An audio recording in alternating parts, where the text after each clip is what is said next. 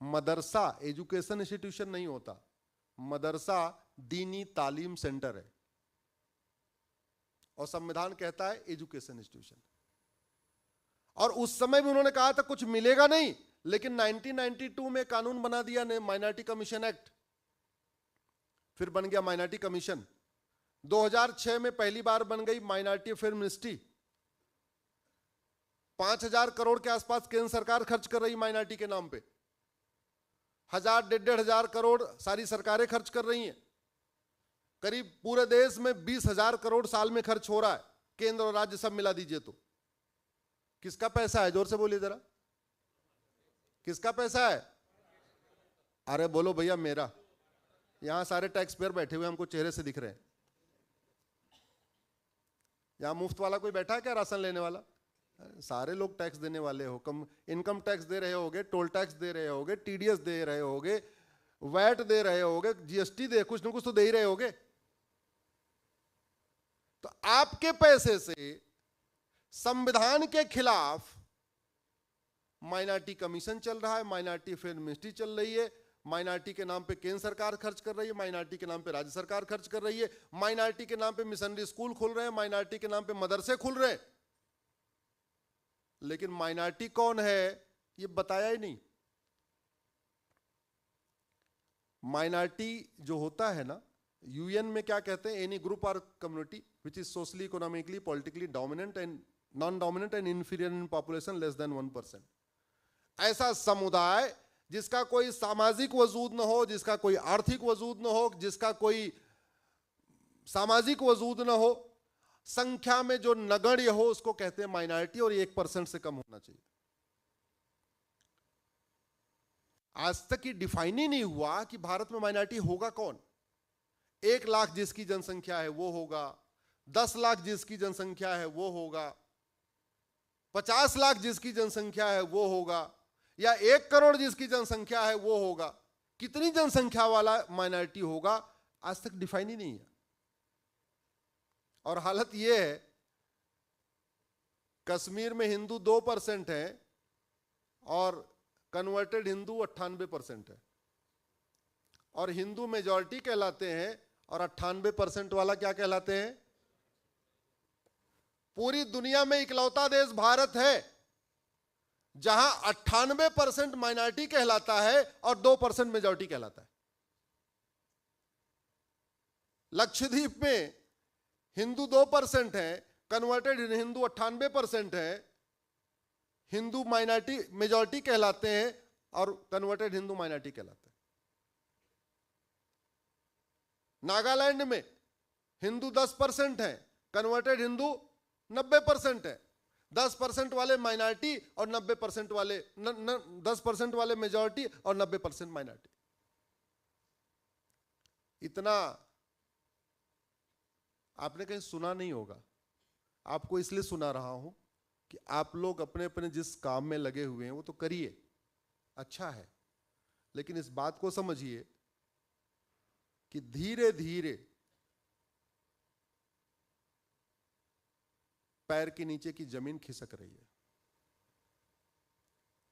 हमारी हालत उस मेढक जैसी हो गई है जिसके ऊपर गर्म पानी मार दो तो उछल जाता है, लेकिन अगर उसको आराम से गैस को सिम करके और पतीले में रख दो तो गर्म पानी का आनंद लेता है। और हालत ये होता है, आनंद लेता रहता है गर्म पानी का, अरे थोड़ा सा गर्म हुआ है, थोड़ा सा गर्म हुआ है, थोड़ा सा गर्म हुआ है, और एक दिन ऐसे होता है जैसे 90 डिग्री टेम्परेचर होता है, फिर वो उछल के भागने लायक रहता नहीं, में खत्म हो जाता है।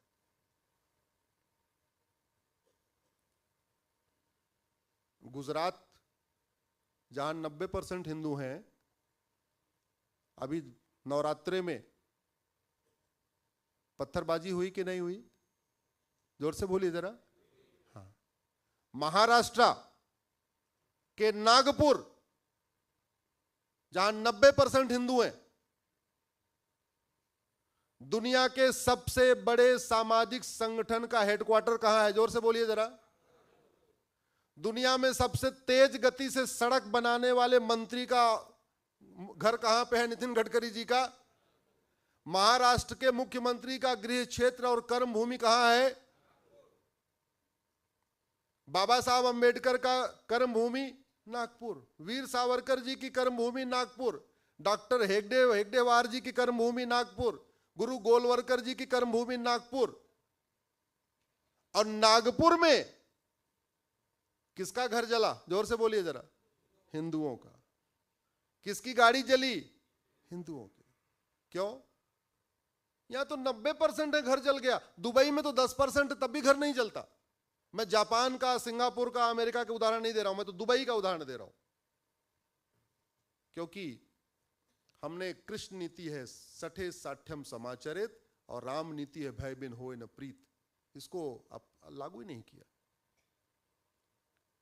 हमने कभी यह भी नहीं सोचा कि जो पारंपरिक रूप से अवतार हुए किस लिए? राम का अवतार कथा सुनाने के लिए नहीं हुआ था। राम का अवतार किस लिए हुआ था? धर्म की जय करने, अधर्म का नाश करने, अधर्म का नाश करने। जी, वाल्मीकि रामायण उठा के पढ़िए। अयोध्या से चलते हैं, प्रयाग आते हैं, प्रयाग तक तो शांति से रहते हैं। जैसे ही प्रयाग में संगम क्रॉस करते हैं, चित्रकूट की तरफ बढ़ते हैं, उसके बाद दनादन नरसंहार शुरू करते हैं। चित्रकूट से आगे बढ़ते हैं, मध्य प्रदेश का पूरा एरिया, आधा पार्ट छत्तीसगढ़ वाला, आते हैं नासिक। नासिक में क्या किया था उन्होंने? धर्म की जय किया, अधर्म का नाश किया। जोर से बोलिए जरा। अधर्म का नाश। आगे बढ़ते हैं, आंध्रा, तेलंगाना, कर्नाटक, तमिलनाडु, रामेश्वरम, लंका। क्या करते हैं? अधर्म का। चलो कृष्ण को उठाते हैं। राम की यात्रा उत्तर से दक्षिण हुई है। स्वामीनारायण भगवान की यात्रा तो पूरे भारत में हुई, तो गोल गोल हुई है। वो तो अयोध्या से चलते हैं, पूरा असम आगे पूरा जो है क्रॉस करते करते करते करते करते वो पूरी भारत की परिक्रमा करते हैं। स्वामीनारायण भगवान पूरे भारत की परिक्रमा करते हैं। अर्ध चंद्राकार कह लीजिए, अयोध्या से शुरू कर, क्यों गुरुदेव? ऐसा ही है, लगभग लगभग ऐसे पूरा नहीं। कश्मीर की तरफ भी तो गए, उत्तराखंड की तरफ भी आगे गए, उधर नहीं, अर्धचंद्राकार उत्तराखंड से। हाँ, पंजाब और कश्मीर उनसे छूटा था। राम निकलते हैं उत्तर से दक्षिण, रास्ते में कम से कम 500 राक्षसों का नरसंहार करते हैं। कृष्ण चलते हैं पूरब से पश्चिम, मारते हुए चलते हैं। मथुरा से शुरू करते हैं, उत्तर प्रदेश, आगे बिहार, फिर झारखंड और मणिपुर तक मारते हुए जाते हैं। फिर शादी वहां करते हैं, शादी करके वहां शांति से लौटते हैं। और जो बचे खुचे थे उनको कुरुक्षेत्र में बुला के वहीं मरवा देते हैं। जिनको खुद नहीं मार पाए उनको क्या किया? बोले आ जाओ कुरुक्षेत्र में, सब लोग निपट लो। तो कृष्णावतार किस लिए हुआ? अधर्म का नाश। भगवान परशुराम का अवतार किस लिए हुआ? रामायण में चौपाई है, भुजबल भूमि भूप बिनु कीन्ही, विपुल बार मही देवंदीनी। नरसंहार किए, नरसंहार किए। दुर्भाग्यवश हमने उसे सीखा नहीं। हमने कभी चिंतन ही नहीं किया कि भारत में इतनी शांति क्यों है, भारत में इतनी अराजकता क्यों है। और एक बात मैं बता दूं, जो आज की डेट में पिछले 75 साल में हम 9 राज्यों में खत्म हुए, 200 जिलों में खत्म हुए, 1500 तहसीलों में खत्म हुए, उसका मूल कारण है लफ्ज जिहाद, उसका मूल कारण है लैंड जिहाद, उसका मूल कारण है ड्रग जिहाद, उसका मूल कारण है घुसपैठ जिहाद, उसका मूल कारण है जनसंख्या जिहाद। और इनका समाधान केवल और केवल कठोर कानून, और कोई तरीका नहीं। 1000 बेटियां प्रतिदिन लफ्ज जिहाद का शिकार हो रही, 1000 पर डे, यानी साल में लगभग 3.5 से 4 लाख बेटियां लफ्ज जिहाद का शिकार हो रही। आपके अकेले महाराष्ट्र में 1 लाख बेटियां गायब हो गई पिछले 3 साल में। जब एक सेना में थे रिटायर्ड आदमी, उनकी बेटी जब ट्रैप हुई, फिर वो मेरे पास आए। PIL चल रही मुंबई हाई कोर्ट में, एक कोल्हापुर के रहने वाले हो। 1 लाख बेटियां 3 साल में महाराष्ट्र गायब हो गई। 10,000 हिंदुओं का प्रतिदिन धर्मांतरण हो रहा है। 10,000 का मतलब लगभग 35 लाख।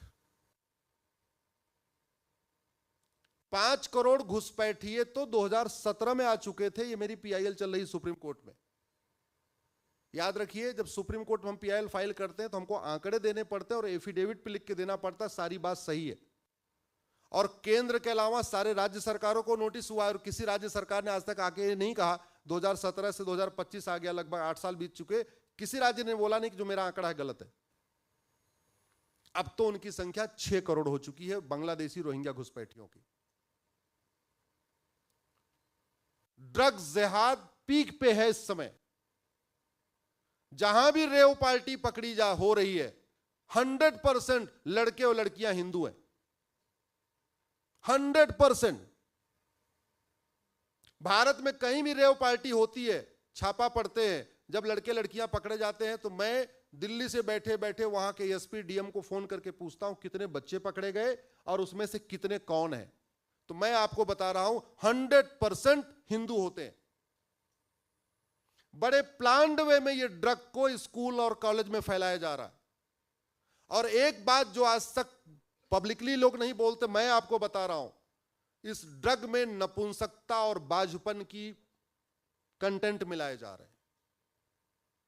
जैसे ही 2-3 साल तक लड़का वो ड्रग लेता है या लड़की ड्रग ले लेती है, लड़का नपुंसक हो जाता है, लड़की बाज हो जाती है। एक तो वैसे ही 2-2 बच्चे, उसमें कोई एक ड्रग एडिक्ट हो गया तो नपुंसक हो गया, जनरेशन खत्म। लड़की बाज हो गई, जनरेशन खत्म। स्थिति यह है। आजकल डेट आप सुनते होंगे ना, आजकल लड़के कह रहे हैं जी हम शादी नहीं करेंगे। एक ऐसा ट्रेंड आपको सुनने में आ रहा होगा ना, लड़की कह रही हम भी शादी नहीं करें, लड़का कह रहा हम भी शादी नहीं करें। वो शर्म के मारे कह रहा है शादी नहीं करेंगे। कड़वी सच्चाई यह है, न लड़का शादी लायक बचा है, न लड़की शादी लायक बची हो। यह कड़वी सच्चाई है। भाई साहब ताली मत बजाइए, यह कड़वी सच्चाई है। बड़े प्लान्ड वे में ड्रग को law college, engineering college, medical college, हर जगह फैला दिया गया। पूना हो, मुंबई हो, नासिक हो, ऐसा कोई कॉलेज नहीं है जहां चरस, अफीम, कोकीन, गांजा नहीं पहुंच रहा है। ऑनलाइन डिलीवरी हो रही, व्हाट्सएप पे डिलीवरी हो रही है। सिंगापुर में गांजा क्यों नहीं बिकता? आप लोग गूगल करिएगा, सिंगापुर गांजा 900 ग्राम फांसी, ये 4 शब्द गूगल करिएगा। सिंगापुर गांजा 900 ग्राम, सिंगापुर 900 ग्राम गांजा फांसी, 3 ही शब्द ये डालिएगा गूगल पे। एक व्यक्ति के पास 900 ग्राम गांजा मिला था, एक व्यक्ति के पास, उठा के फांसी दे दिया। दोबारा सिंगापुर में कोई गांजा लेके जाएगा क्या? जोर से बोलिए। नहीं। हमने सड़ा हुआ कानून बना के रखा हुआ है। हमारे यहां 9-9 कुंतल गांजा पकड़ा जाता, कुछ नहीं होता, जमानत मिल जाती है। और अभी मैं तो दिल्ली का रहने वाला हूं, हमारे थोड़ी दूर पे एक जगह हापुड़, 42 साल की गुड़िया ने 17वें बच्चे को जन्म दिया है। यहां 5 से ऊपर वाला कोई है क्या? हाथ उठाइए जरा। अरे 5 जिसके जब 5 से ज्यादा बच्चे हैं, कोई हाथ उठाइए जरा। 4 से ज्यादा, 3 से ज्यादा, सारे आ गए हम दो हमारे दो पे। 42 साल की गुड़िया ने हापुड़ में 17वें बच्चे को जन्म दिया। गूगल करके देख लेना।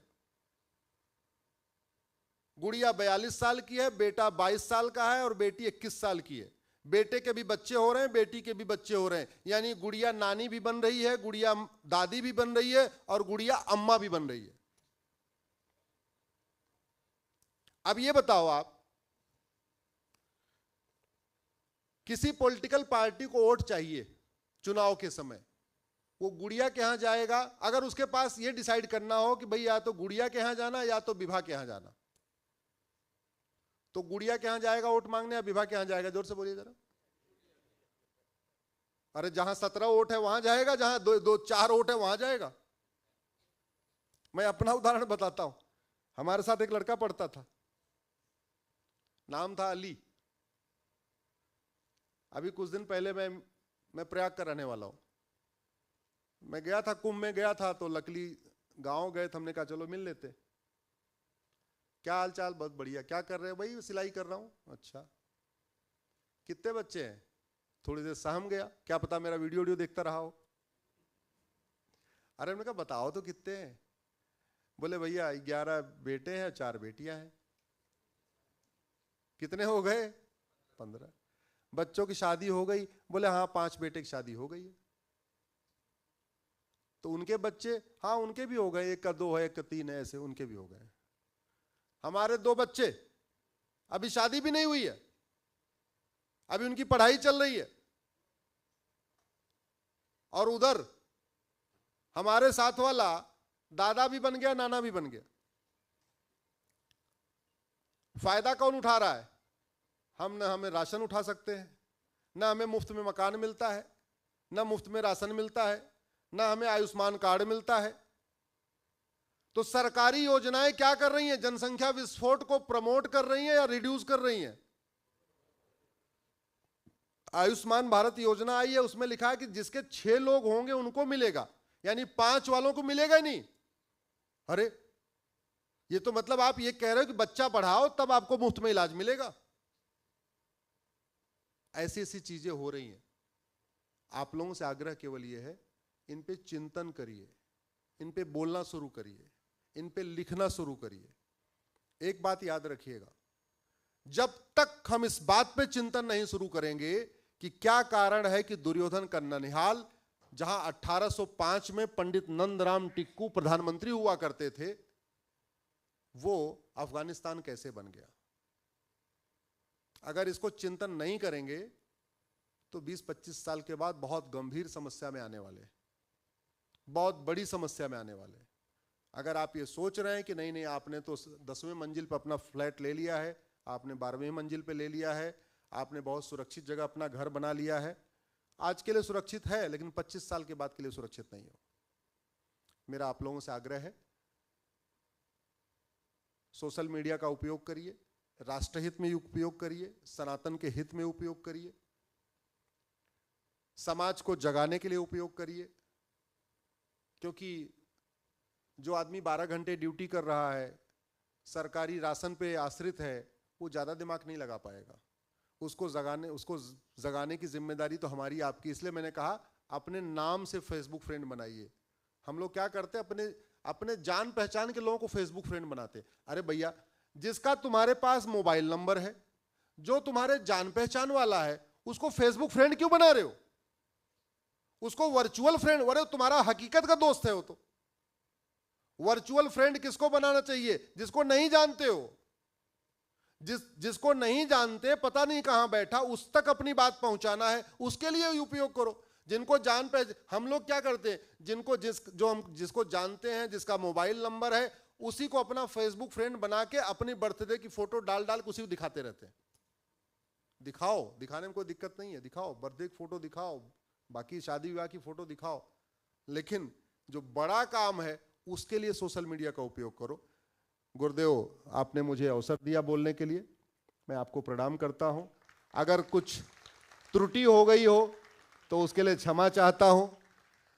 कुछ भी त्रुटि हो गई है, क्योंकि ये आप लोगों का साप्ताहिक यहाँ पे मिलन होता है, और बहुत खुशी है कि आज मेरा स्वामीनारायण मंदिर में 22वां कार्यक्रम है। अगले सप्ताह पुणे के स्वामीनारायण मंदिर में रहूंगा शाम को। तो जब मुझे बाहर जाने का अवसर मिलता है, मैं कोशिश करता हूं, वहां पता करता हूं कि वहां स्वामीनारायण मंदिर है क्या। अगर वो रहता है तो मैं जरूर अपनी तरफ से प्रयास करके संपर्क करता हूं। यहाँ गुरुदेव को मैंने संपर्क किया कि मैं आ रहा हूं नासिक, अगर आपकी अनुमति मिल जाएगी तो मैं आऊँगा, थोड़ा आपके भक्तों से चर्चा हो जाएगी। आपने मुझे गुरुदेव अनुमति दिया, आपने मुझे आने का अवसर दिया, और आप लोगों ने इतनी देर धैर्य से सुना, मन में गाली नहीं दिया। क्या पता दिया भी हो तो कोई नहीं, मुझे नहीं पता। उसके लिए मैं आप सबका आभारी हूं। लेकिन राह कठिन है, हम सबको जाग के करना है। एक बार जोर से बोलिए, धर्म की अधर्म का, प्राणियों में विश्व का। इसी के साथ आप सबको मैं प्रणाम करता हूं।